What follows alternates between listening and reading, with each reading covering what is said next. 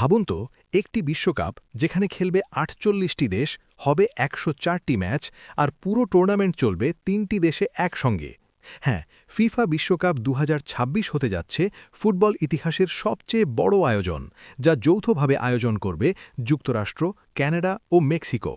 এই প্রথমবার বিশ্বকাপে অংশ নেবে ৪৮টি জাতীয় দল, ফলে আরও অনেক নতুন দেশ পাবে বিশ্বমঞ্চে খেলার সুযোগ।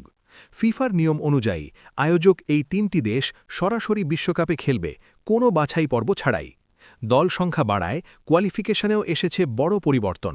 আফ্রিকা পাচ্ছে ৯টি সরাসরি টিকিট, এশিয়া ৮টি, ইউরোপ সবচেয়ে বেশি ১৬টি, দক্ষিণ আমেরিকা ৬টি, কনকাক্যাফ ৬টি, আর ওশেনিয়া প্রথমবারের মতো একটি সরাসরি বিশ্বকাপ স্পট।